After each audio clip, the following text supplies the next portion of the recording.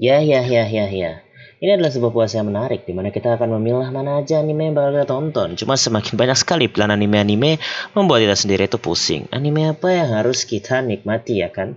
Jadi dari sekian banyak judul, ya tentu saja anime dengan judul Grand Blue menjadi sebuah pilihan. Tapi sepertinya ini anime masih nggak cocok untuk ditonton untuk dalam berbuka puasa ataupun dalam menjalani ibadah berpuasa. Tapi akan cocok kalau lu tuh nggak ngeres-ngeres amat dan menikmati ceritanya. Dan di sini gue akan memberikan alur cerita anime Green Blue, salah satu anime komedi yang sangat mengocok titit.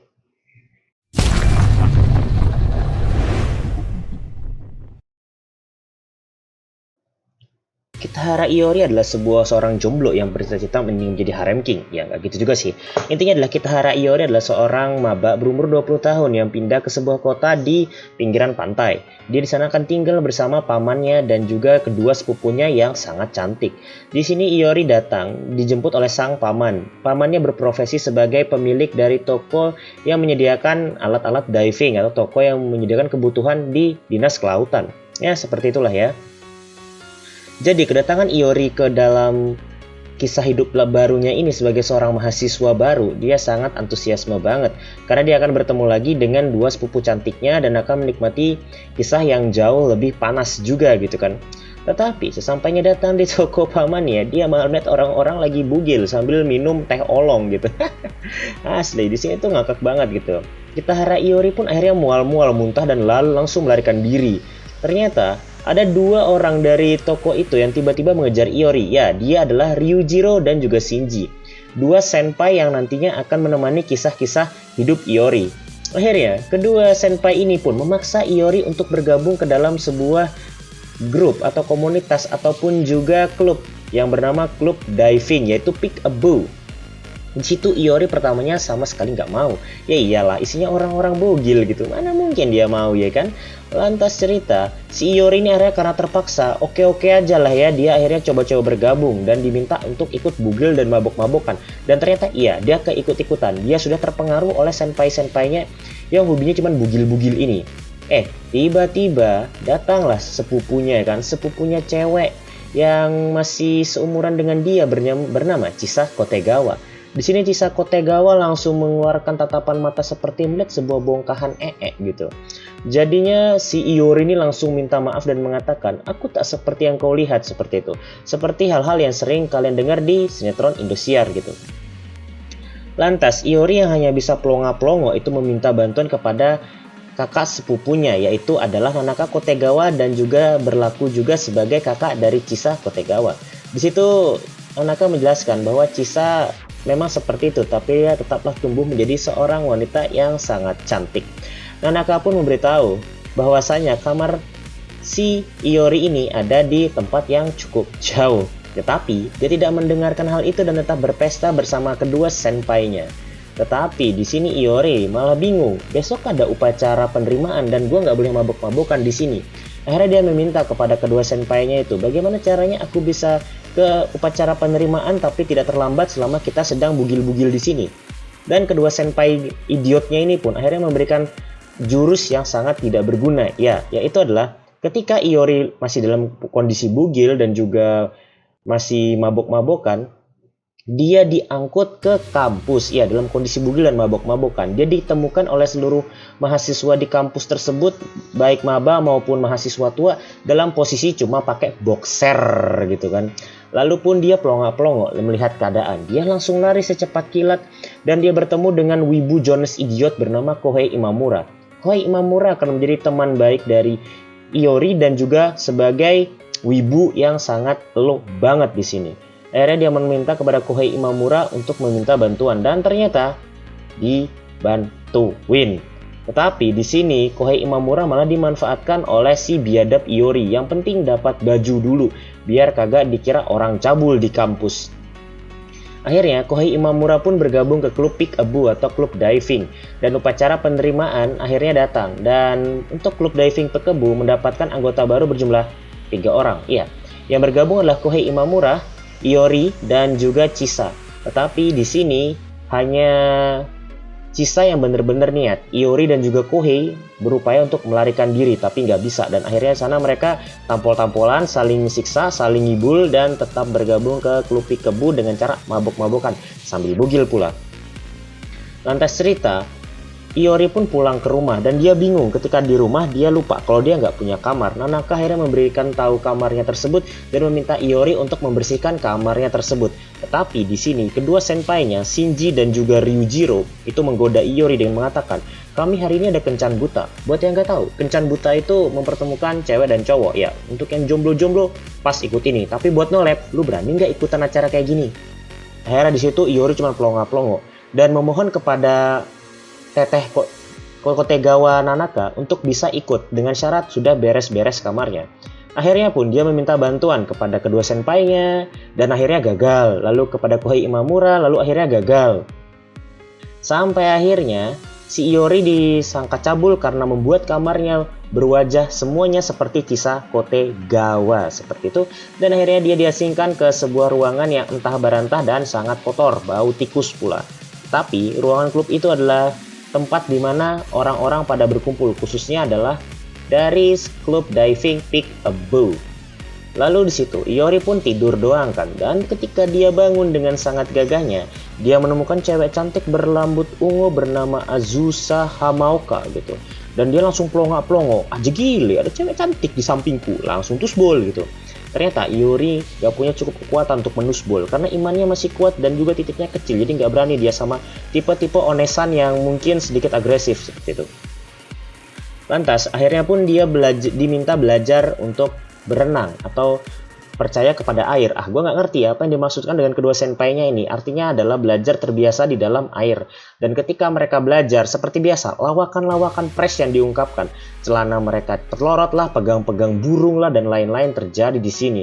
Tetapi melihat Iori yang tidak bersemangat, Chisa pun berinisiatif mengajak Iori ke akuarium. Dan karena di sana Chisa adalah orang dalam, akhirnya mereka masuk akuariumnya gratis. Biawak emang.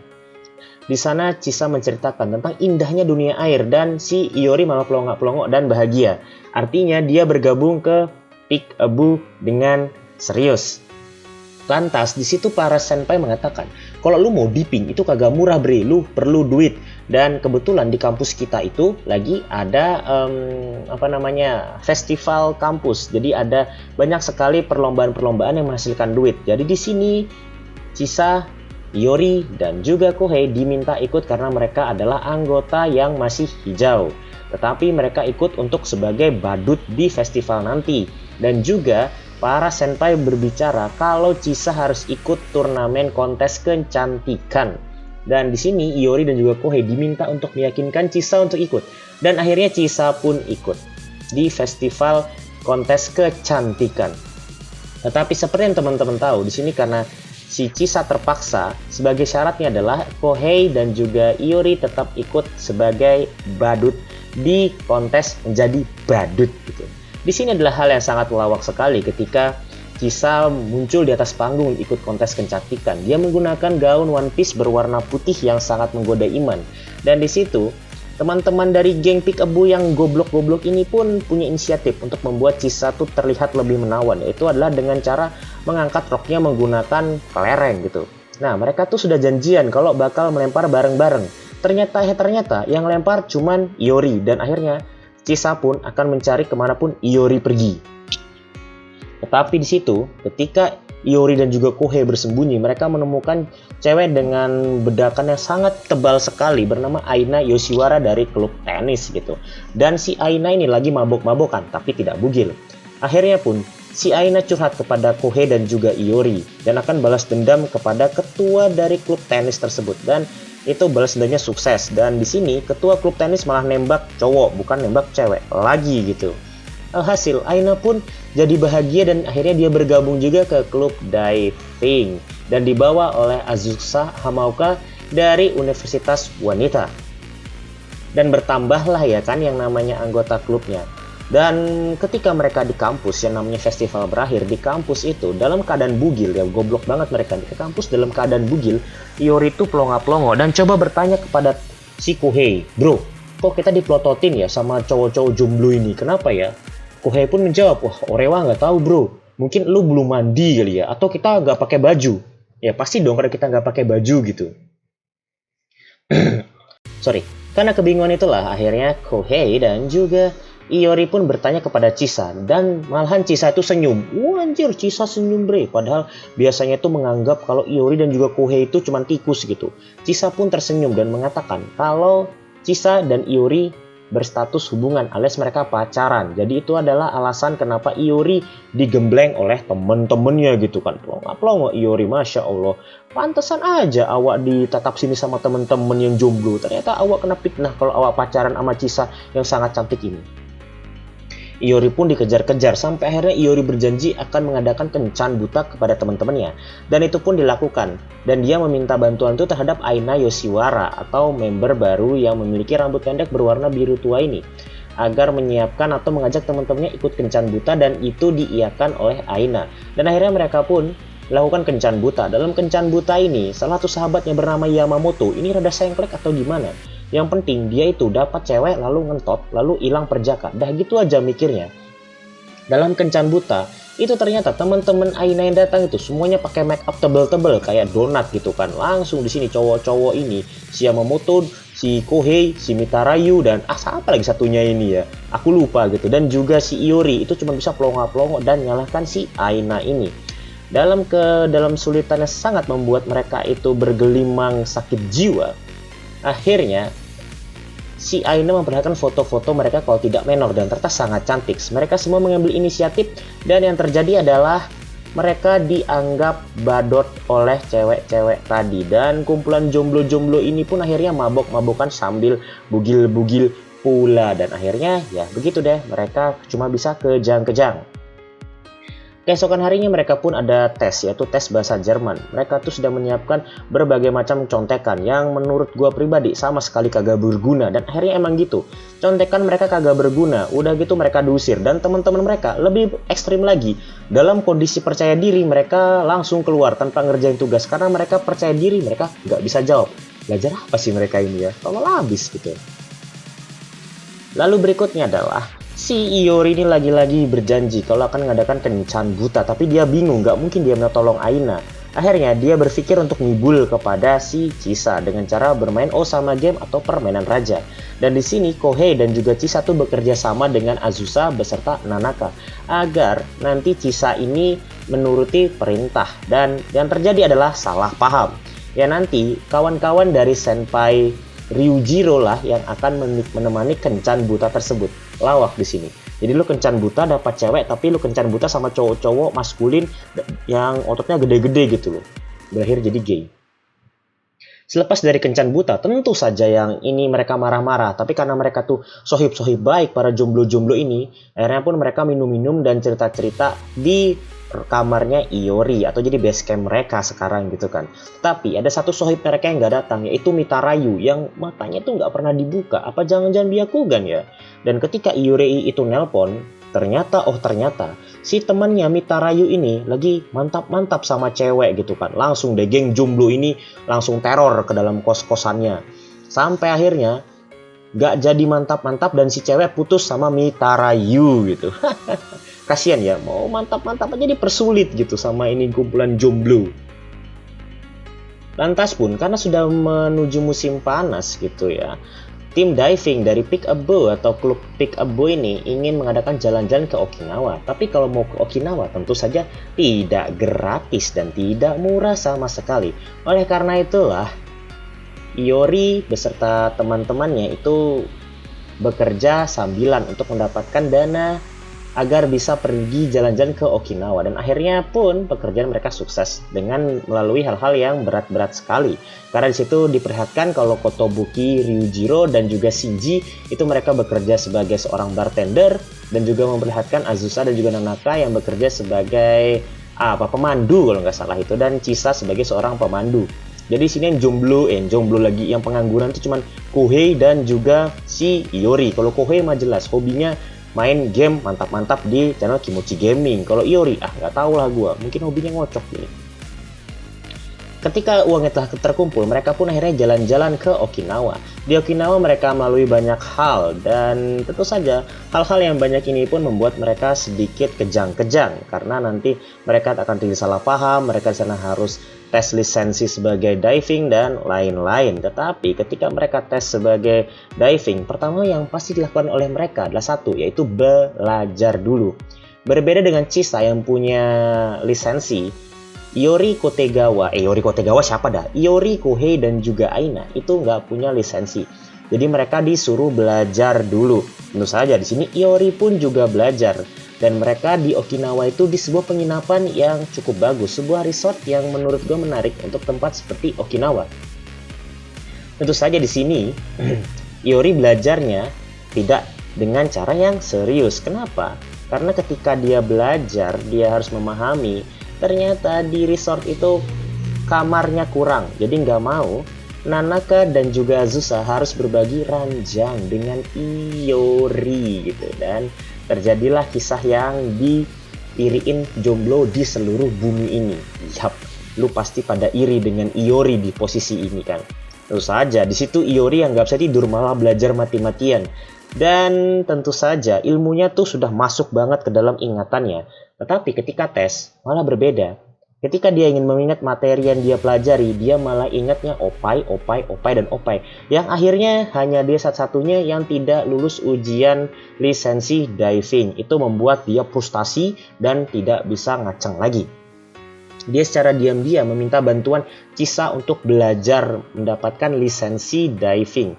Tentu saja di sini Chisa membantunya dan itu membuat kesalahpahaman antara Chisa, Iori, dan juga Aina. Tetapi di sini Aina pun telah dijelaskan kalau ini cuma latihan diving saja. Tentu saja Aina menyadarinya dan sepertinya dia cemburu kalau ada hubungan antara Iori dan juga Chisa. Sundere amat lu bro gitu.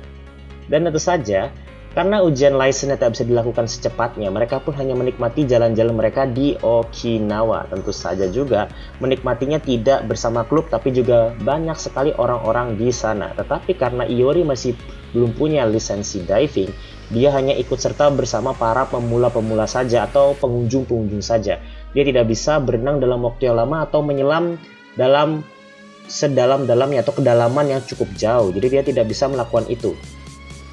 Chisa yang melihat kondisi Iori cuman bisa mengsedih aja gitu kan. Dia memberikan foto-foto tentang apa yang dia dapatkan di dalam laut dan itu membuat Iori pun bersemangat lagi gitu kan. Tentu saja di sini Iori bahagia karena telah diperhatikan oleh Chisa. Ya, mereka ini calon couple sih di anime ini. Tentu saja kalau ke Okinawa, para senpai-nya ini gak akan jauh-jauh dari mabok-mabokan.